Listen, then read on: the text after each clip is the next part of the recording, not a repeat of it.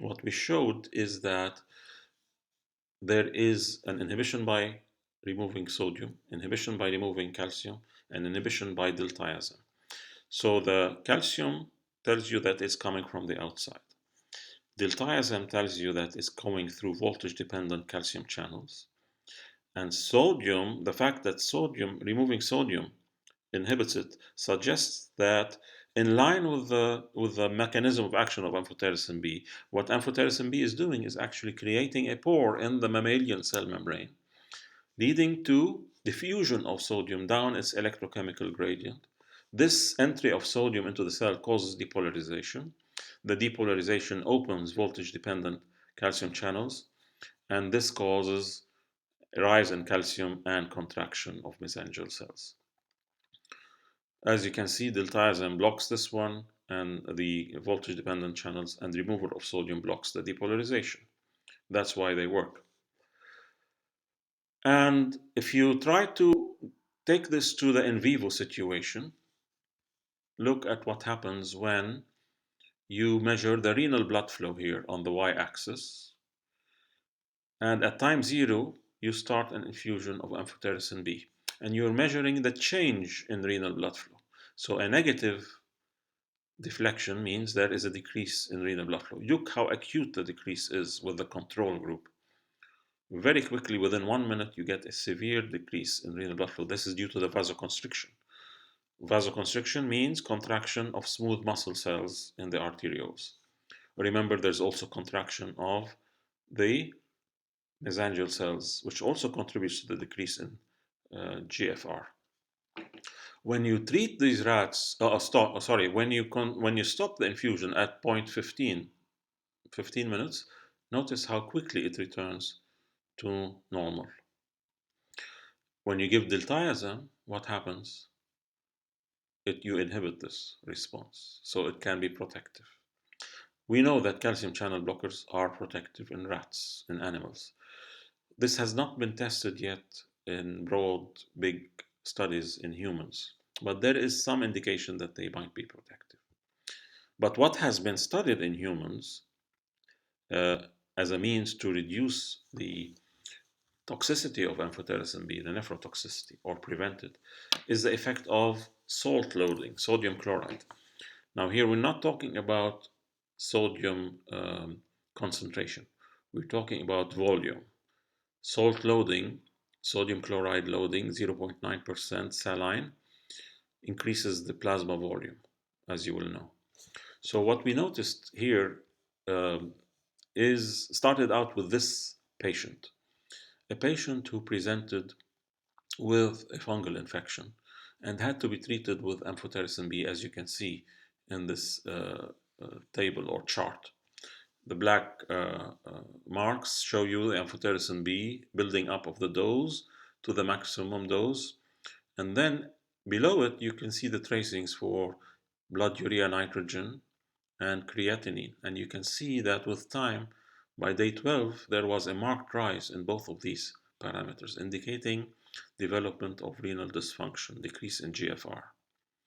So this cannot be tolerated in the patient, and therefore the doctors had to stop amphotericin B for a while. However, these doctors noticed that this patient was taking diuretics and was on a low salt diet, things that deplete intravascular volume. And depletion of intravascular volume as such may put the kidney at risk for toxicity. So what they decided to do was to liberalize sodium intake, increase it, and stop the diuretics. And notice they gave them a salt load and restarted amphotericin B once the creatinine started going back to normal. And notice that they were able to continue the course of amphotericin B at almost full doses without any further rise in creatinine, actually with the creatinine and the BUN decreasing over time. So they were able to tolerate this amphotericin B. When you liberalized salt intake and gave them a salt load and prevented sodium depletion or water depletion, volume depletion. This was a very important finding, which was later confirmed both animal and human studies. This is animal studies. Again, going back to the acute situation. Notice you're comparing control, salt depleted, and salt loaded animals. And notice that the salt loaded animals do not sustain the same degree of vasoconstriction as the controls or salt depleted animals. So, salt loading actually prevents this toxicity to a certain extent. So, now we have at least in vivo, now we know that salt load can have a negative effect or preventive effect on contraction of smooth muscle cells and also chronically on the reduction of nephrotoxicity. So nowadays, if a patient enters the hospital to take and has to receive amphotericin B, it's almost routine practice to give them 1 liter of sodium chloride solution, 0.9%, before and during and after the dose of amphotericin B, if they can tolerate the salt load, of course. People who are hypertensive, people who have a weak heart failure, cannot tolerate the salt load, so you don't give them this. But people who are able to tolerate it, if you give them this, they will reduce remarkably the risk of nephrotoxicity from amphotericin B. And we did actually a prospective study looking at this placebo versus salt load, and it was very effective in preventing nephrotoxicity. So, in brief, amphotericin B has definitely effects on the smooth muscle cells and the glomerular cells to cause contraction. This contraction can result in a decrease in GFR. In addition, we shouldn't forget that it also has effects in other sites, not only on the smooth muscles and the mesangial cells, but also on the tubules. It changes the permeability, causes dysfunction, causes death of cells and sloughing. So it obstructs the flow of urine and filtrate. And this also can cause decrease in GFR. And it also can cause impairment of tubular function, as we said, and loss of potassium. All of these can be prevented or reduced by salt loading, mainly the decrease in GFR. The exact mechanism of why salt loading does this, we have not been able to identify the exact mechanism, the mediators concerned, etc. And this is a topic for further research.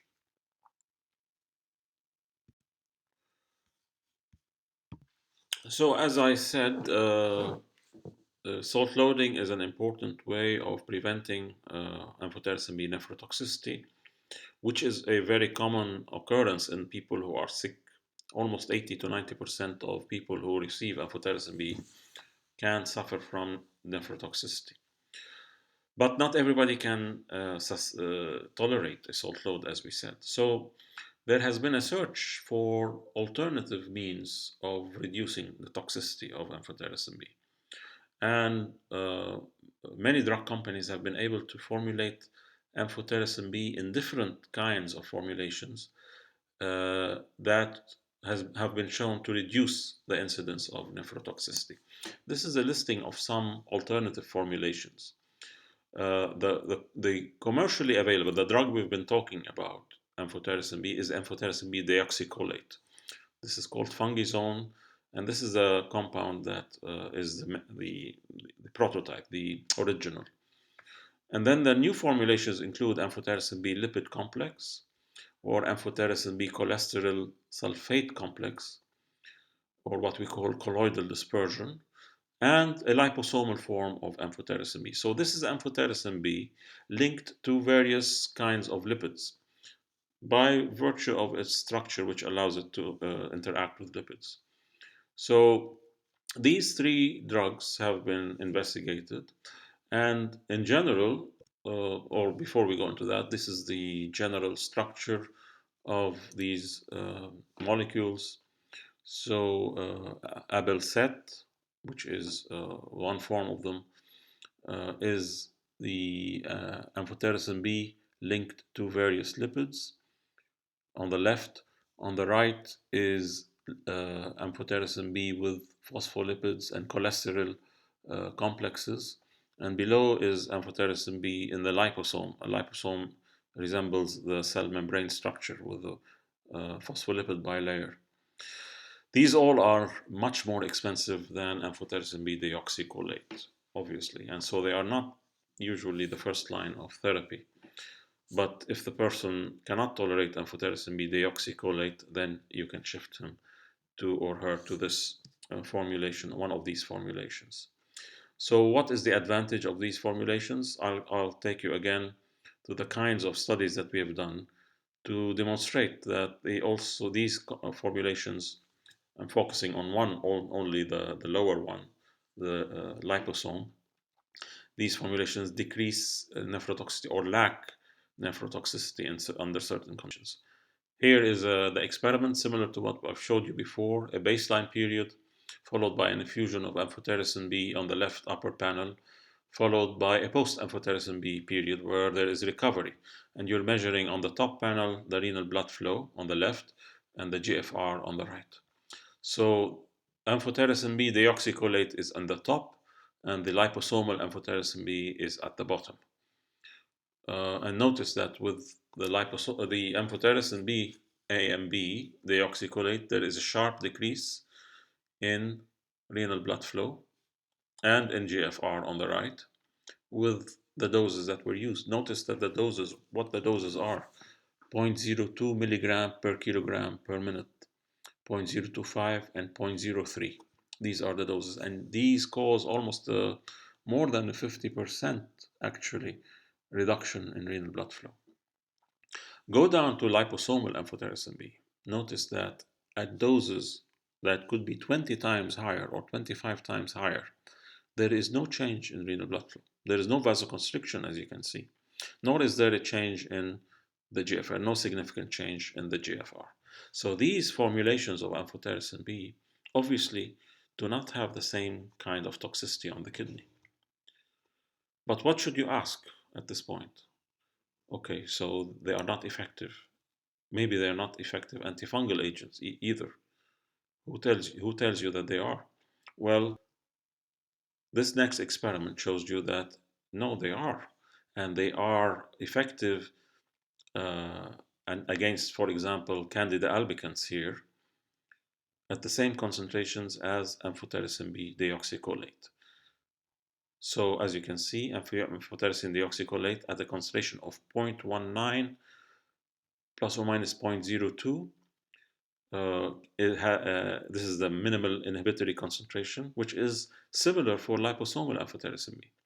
So this dissociation, there is a dissociation between the antifungal effect and the toxic effect on the kidney for liposomal amphotericin B. It retains its activity against the fungi, but it loses its toxicity to mammalian cells, at least under these conditions. And this is another experiment, this time on red blood cells. Remember, it causes anemia. And you can see the dose response curves for liposomal amphotericin B and the amphotericin B deoxycholate. On the left side is the fungal cell, and on the right side is the RBC. Okay, so on the left side, they're almost the same, maybe slightly more potent for liposomal amphotericin B on the left. But look at the right, liposomal amphotericin B is a flat. It's at the bottom. It's parallel to the x-axis. There is no dose response in terms of the toxicity to the RBC. And here what they're measuring is the extrusion of potassium, or in this case rubidium, which was loaded into the cell. So increased permeability of the RBC. So liposomal amphotericin B and the commercial amphotericin B, which is amphotericin B deoxycholate, are toxic to fungal cells in that order of potency as the curves show.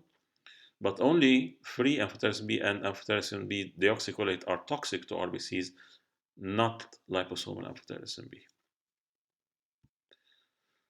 So what do you conclude about the selectivity? We already mentioned this.